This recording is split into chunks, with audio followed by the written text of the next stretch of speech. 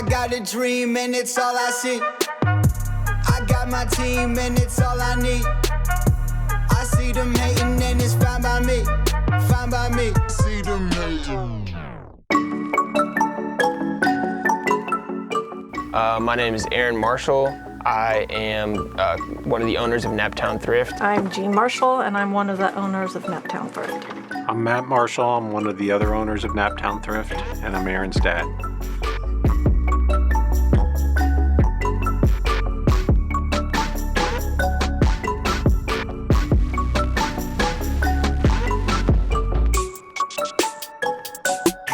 Yeah, I mean, it was a kind of a fundamental transition. Like, we started kind of just on Instagram, having some of our finds kept at our house, posting them online.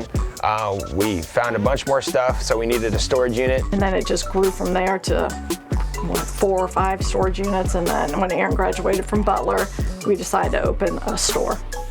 And we had the following built up from those 4 years of doing it out of a unit that it made sense for the store, yeah.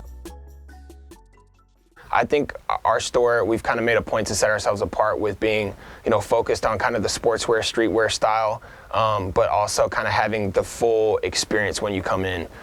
Just as far as like, we always our slogan has kind of been just, come kick it is what we always say, because, we have people come in and they just kind of take the store in. They look at all the memorabilia on the walls, they play video games, they chop it up with us about, clothing, whatever, watch an old movie on our little VHS player we have going, whatever it may be, to just kind of experience the shop and not even have to buy a shirt. And, we encourage that. And we have people come in and say, I'm sorry for, I don't think I'm gonna buy anything today. Like, I'm sorry. And we're like, that's okay. Like, we just want you to be able to come and experience it fully and really just take it all in. I'm Tyler. I've been shopping at the unit for probably about 2 years now. I found it on Instagram. I was just looking through the Explore page. I follow a lot of like thrifted stuff, and I didn't know about it at the time, but I saw his page and I was like, shit, I gotta get out. It feels like I'm just walking in my closet, you know what I'm saying? Like, anytime I come in here, I just feel welcome, and it's just really nice. It's a really good vibe. Comforting, or it just reminds me, they treat you like family, honestly. Every time I walk in, I feel like I'm one of them. They just treat me with so much respect.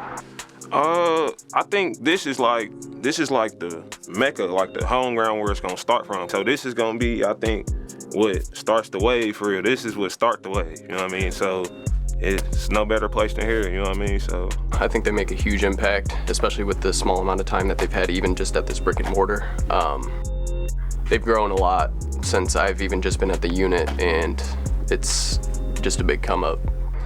I think they leave their mark by setting the groundwork for what it means to be like a vintage shop for a small business. Really what Naptown is all about, To be an owner, there's a lot more that we have to do and learn about paperwork and money. As the casual thrifter, you could just go out and it didn't matter if you found something that day, whereas now we're trying to find items every day. We have much more limited time to thrift since we have the brick and mortar, but we still, I'd say, probably thrift 75% of our inventory that we have in here ourselves. Yeah, and then the other remaining 30% or so we get in from people actually bringing stuff into the store and us buying it straight out from them, which has honestly been super beneficial to us since we have less time, but also like the stuff that people could bring in could be stuff that we'd be looking for months for, but paying up a little bit on it for us to have it in our shop is so worth it, yeah. Because you have people coming in here every day and leaving with an impression of what you are and who you are and what the quality of your product is. So there's a big responsibility, not only from an image standpoint, but then just the everyday operations of a business, making rent, paying for insurance, all those things that you often don't think about when you're running a store. Yeah. Gosh, we have learned a ton, and I think it's good that we've kind of just like learned on the fly. Like, we didn't go into it thinking we were gonna know everything, because we sure didn't. Oh, I believe we've learned a lot in the past year owning a store, and I believe that we'll be learning a lot more. And we learned that it takes a lot more money than anybody thinks. People come in all the time and they're like, yeah, I'm thinking about opening a store. we're like, well, just be ready, because it's a lot that hits you at once. There's a lot of hidden costs that we didn't know anything about, that we learned that we needed to do. A lot of paperwork we have learned. We're still changing around stuff because, learning how to save here and there. One thing we found is it's not just about what we like, it's about what other people like, and that's really changed how we approach the shop. So that I think we've grown in that respect. We've been open going on a year, which is insane to even think about because it doesn't feel like that long, but we still can't, obviously our weekends are gonna be better, but we can't pinpoint, some days our Wednesdays is better than our Saturday. We just can't pinpoint when people are gonna come in. A lot of times it's based on weather. Sometimes it could be based on a promo or something you have going on. But going off that, we've also learned you gotta just keep things fresh. People like to come in and see new stuff, see stuff switched around, see new promos. Don't turn into a museum, or don't turn into just something that's stagnant, because that's something you never want to be. But I mean, man, we're learning every day.